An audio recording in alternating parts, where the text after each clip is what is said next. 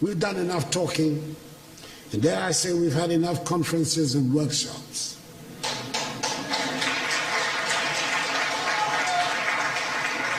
We know what we need to do. It is time just to do it. We've run out of excuses for the state of our continent. We have the manpower. We should have the political will. It is time to make Africa work. I've stated it before, that it sometimes appears the words Africa and Africans have more resonance outside the continent than inside. When we are home on our continent, it always seems very important to assert that we are Ghanaians, Ivorians, Kenyans, Nigerians, Swazis, Senegalese, Rwandans, South Africans, and Zambians. Then we find ourselves outside the continent, and then we discover to the outside world there are no Ghanaians, there are no Senegalese, and there are no Tanzanians. There are only Africans, and we are all simply Africans. The lesson for me is clear. Our destinies are intricately linked with each other, and we're talking not only about those of us on the continent, but about the Africans in the diaspora as well. You can be an honors graduate from any of the top universities of this country. You can be a second or third generation American, and you can be in a well-paid job.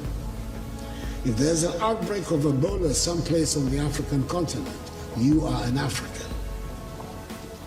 Anyone, everybody in the position of leadership in Africa today thus has his or her work cut out. The urgent responsibility we face is to make our countries and our continent attractive for our peoples, to see them as places of opportunities. It means we must provide education, quality education and skills training. It means our young people must acquire the skills that run modern economies.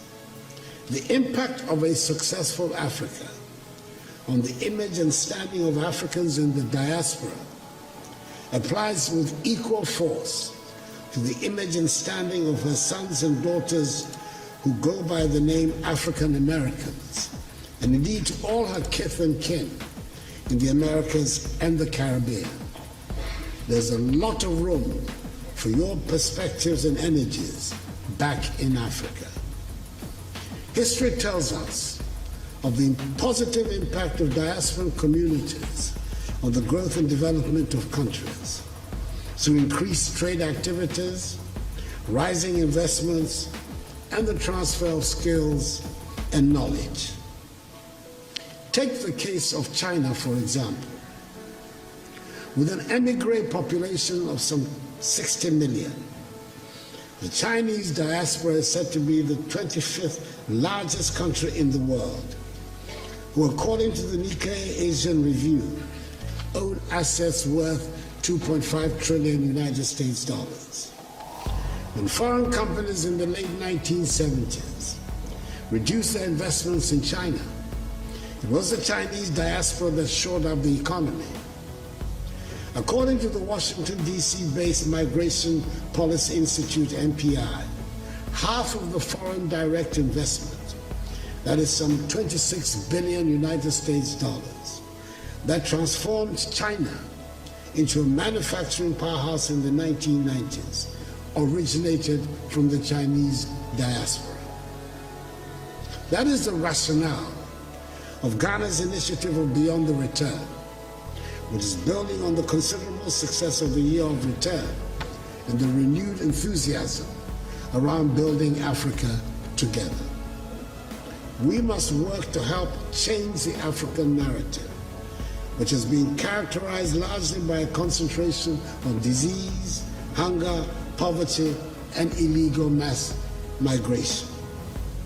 Let us all remember that the destiny of all black people, no matter where they are in the world, is bound up with Africa. We should never forget that famous admonition of the celebrated Jamaican reggae star Peter Tosh, when he said, and I quote, "Don't care where you come from. As long as you are a black man, you are an African," unquote.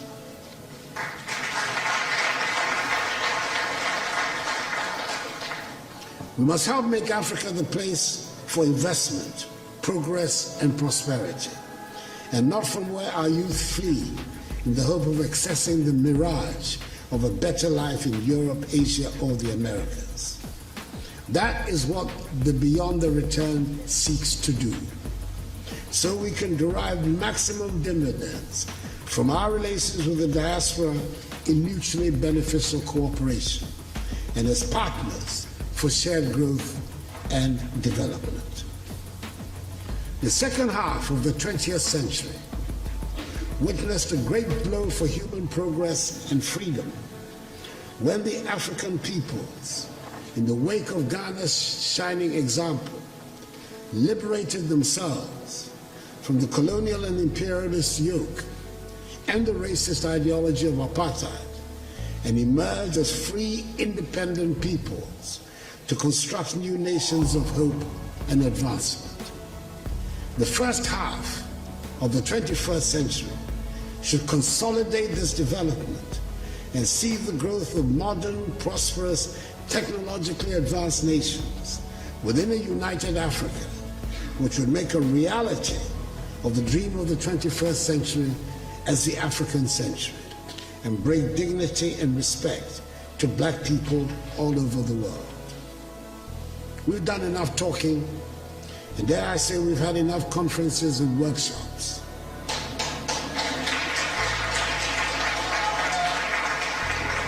We know what we need to do. It is time just to do it. We've run out of excuses for the state of our continent. We have the manpower. We should have the political will. It is time to make Africa work. We have good reason to be proud of who we are and the beautiful continent that is ours with its vibrant cultures. The geographic space covered by Africa makes it the second largest of the 7 continents. It has 30% of the world's remaining minerals of value. It has some of the most breathtaking scenes on our planet. It has plants and animals that are wonders of the world and critical for the survival of the globe. I hear a lot about the need to change our narrative and tell our own good story. Ladies and gentlemen, as the saying goes, nothing succeeds like success. If we work at it, if we stop being beggars and spend Africa's monies inside the continent, Africa would not need to ask for respect from anyone. We would get the respect we deserve.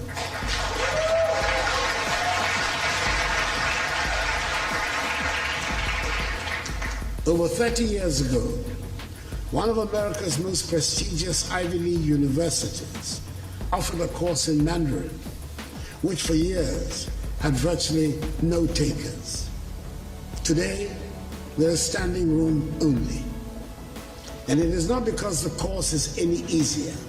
It is because the position of China has changed. 30 years ago, 20 years ago, China was nowhere near where it is today. China does not ask for anyone for respect now.